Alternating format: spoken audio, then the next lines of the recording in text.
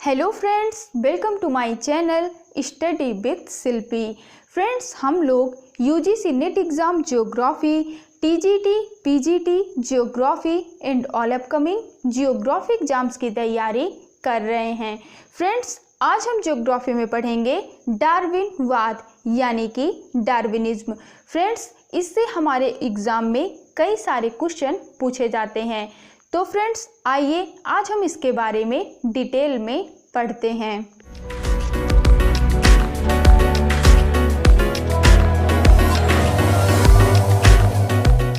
Okay friends, डार्विनवाद यानी कि Darwinism 18वीं शताब्दी के मध्य से यूरोप में नवीन दार्शनिक क्रांति का आरंभ हुआ, जिसे विकासवाद या डार्विनवाद के नाम से जाना जाता है।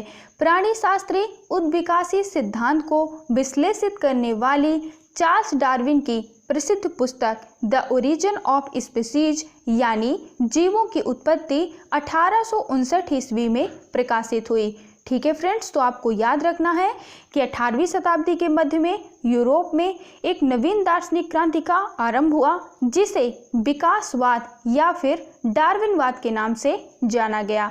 तो फ्रेंड्स, डार्विनवाद का विकास कहाँ से हुआ था? यह हुआ था यूरोप में। और कब हुआ था? 18वीं शताब्दी में। और नेक्स्ट पॉइंट है, प्राणी शास्त्रीय उद्विकासी सिद्धांत को विश्लेषित करने वाली चार्ल्स डार्विन की प्रसिद्ध पुस्तक, जो कि मोस्ट इम्पॉर्टेंट है और बहुत सारे एग्जामों में पूछी भी जा चुकी है।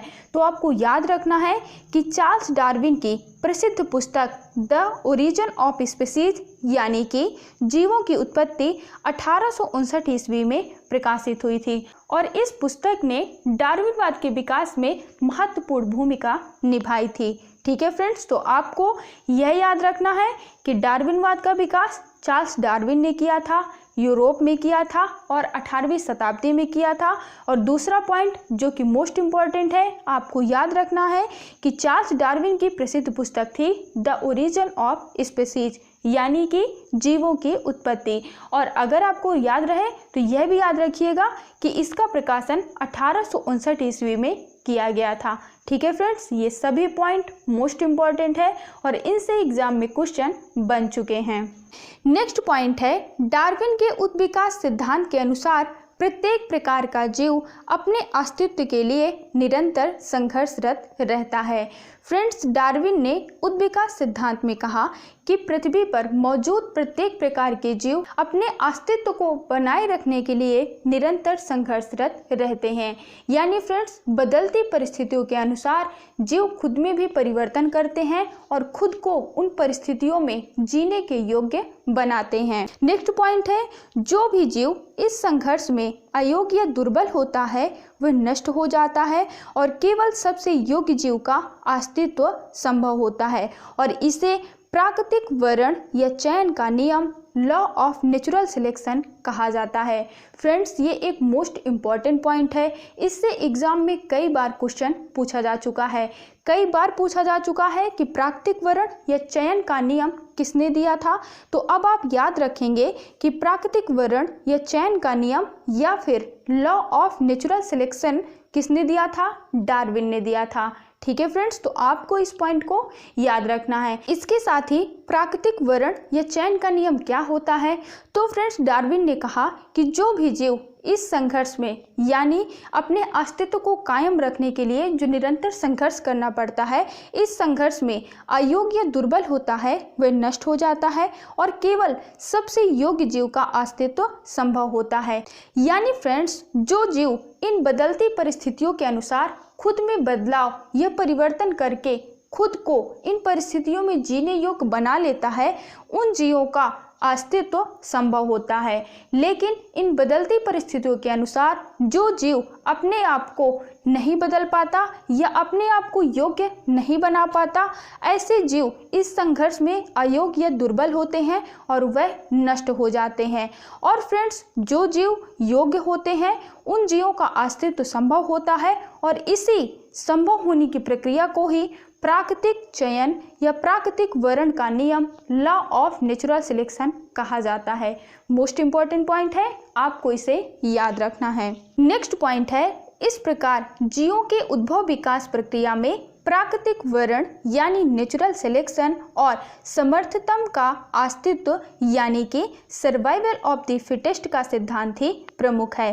फ्रेंड्स, यह भी एग्जाम में कई बार पूछा जा चुका है, तो अब आपको याद रखना है कि सर्वाइवल ऑफ द फिटेस्ट या फिर नेचुरल सिलेक्शन का सिद्धांत किसने दिया था?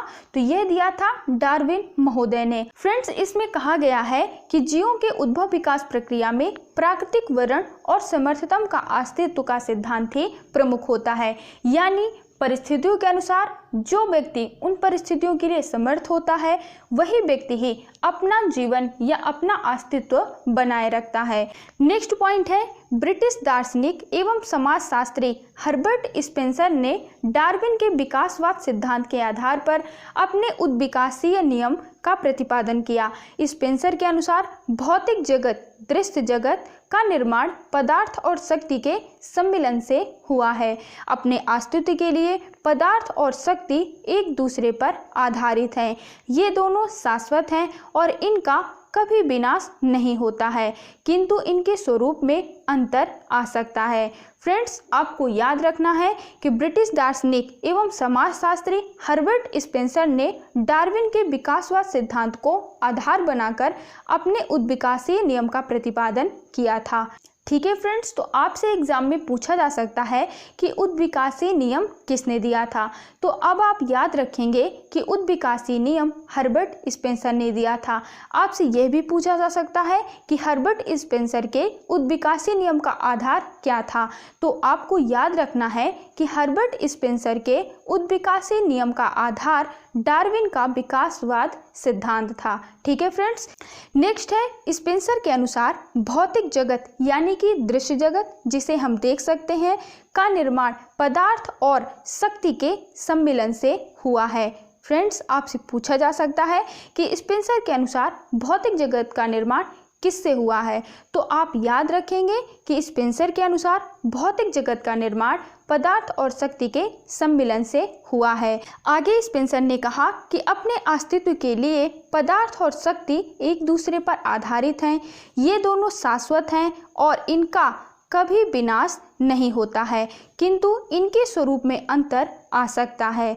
ठीक है फ्रेंड्स, तो स्पेंसर ने कहा कि पदार्थ और शक्ति एक दूसरे पर आधारित होते हैं, ये दोनों शाश्वत होते हैं और इनका कभी विनाश नहीं हो सकता है, इनके रूप में परिवर्तन जरूर होता रहता है। ठीक है फ्रेंड्स, तो ये किसके विचार थे? यह विचार थे हर्बर्ट स्पेंसर के, जो कि एक ब्रिटिश दार्शनिक एवं समाजशास्त्री थे और जिन्होंने अपने उद्विकासीय नियम को प्रतिपादित करने के लिए डार्विन के विकासवाद सिद्धांत को आधार बनाया था।